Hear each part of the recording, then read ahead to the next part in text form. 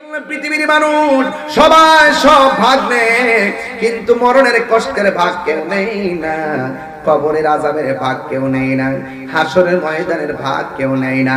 এই জন্য যুবক ভাইয়েরা আমার, কেন বলছি, ও যুবক, আমি আপনাদেরকে শুধু বলতে চাই, এই পৃথিবীটা বড় কঠিন। এই পৃথিবীর মানুষ সব ভাগ নেয়, কিন্তু কবর আযাবের ভাগ নেয় না। এই জন্য আল্লাহ বলছেন কোরআনের ভিতরে, ওয়াত্তাকু ইয়াওমান লা তাজজি নাফসুন আন নাফসিন শাইআ ওয়া লা ইউকবালু মিনহা শাফাআতু ওয়া লা ইউখাযু মিনহা আদলু ওয়া লা হুম ইয়াহজান ওয়া লা হুম ইউনসারুন। আল্লাহ রাব্বুল আলামিন বলেন, হাসরের ময়দান যেদিন কায়েম হবে, ওই দিন কেউ কাহার কোনো উপকারে আসবে না, কেউ কাহার কোনো কাজে লাগবে না। এই কবরে একলা পড়ে আছে, এক হাত দূরে আরেকটা ভাই পড়ে আছে, আরেক হাত দূরে আরেকটা ভাই পড়ে আছে, আরেকটা দূরে আরেকটা ভাই পড়ে আছে। এই কবরে আযাব হইতেছে, পাশের মানুষ জানে না। ওই কবরে আযাব হইতেছে, পাশের মানুষ জানে না। হাসরের ময়দানে মানুষ নাফসি নাফসি, হায়রে কেন মাদ্রাসাটা দরকার, কেন গুরুস্থানটার পাশে মাদ্রাসাটার প্রয়োজন। এই পোলাপানগুলা যখন মাদ্রাসা থেকে বের হবে, এই পোলাপানগুলা যখন গুরুস্থানের পাশ দিয়ে হাইটা যাবে, আল্লাহ রাব্বুল আলামিন কবরের আযাব ক্ষমা করে দিবে।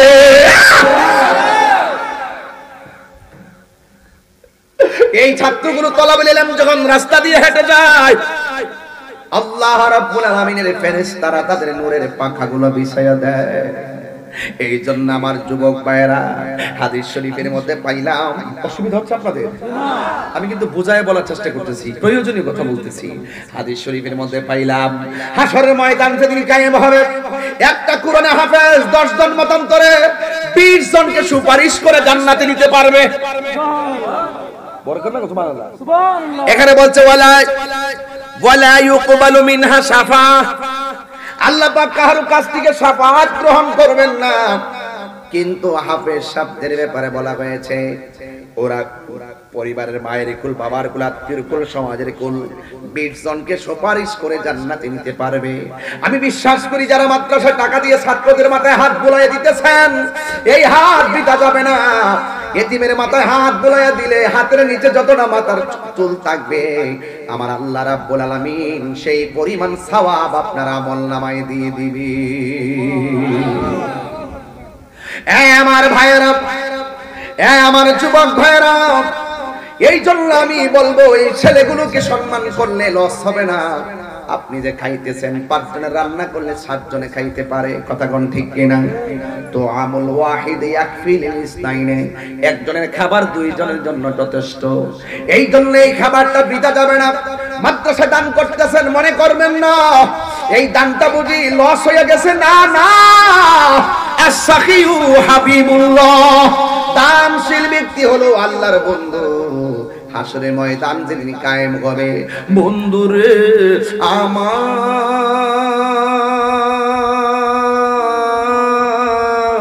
ও ব্রাহ্মণ গ্রামের বাবা, হাসরের ময়দান যেদিন কায়েম হবে, সেই দিন মানুষ নাফসি নাফসি বলে কাঁদবে।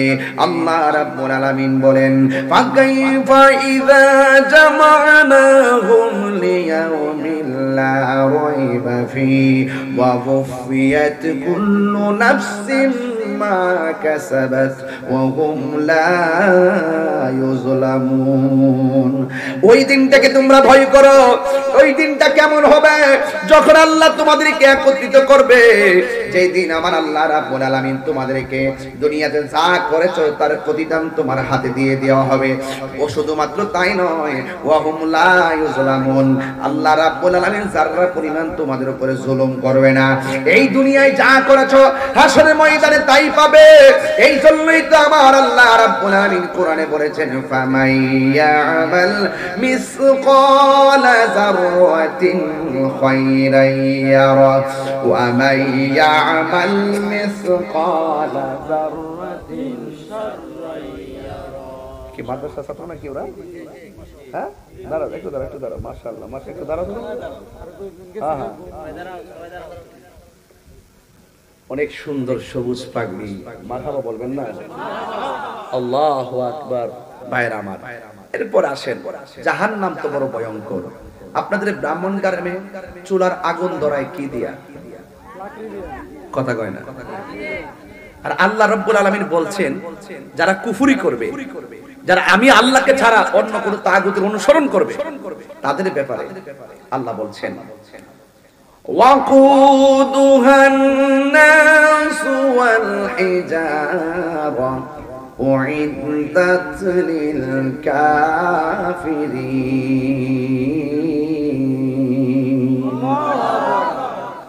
আল্লাহ রাব্বুল আলামিন বলেন,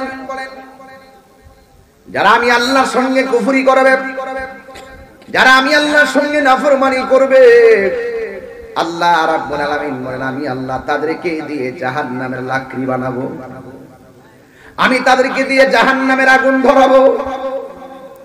জাহান্নামের আগুন ধরাবে আল্লাহ মানুষ দিয়া, জাহান্নামের আগুন ধরাবে আল্লাহ পাথর দিয়া। এই জন্য আল্লাহ রাব্বুল আলামিন বলেছেন যে এই আগুন দিয়া আমি আল্লাহ যেমন আগুন মানুষ দিয়ে আগুন ধরাবো, ওই আগুনের ভিতরে যারা বসবাস করবে এরা সবাই হলো কাফের। কথা বলেন ঠিক কিনা? যারা আল্লাহকে অস্বীকার করে তারা কি?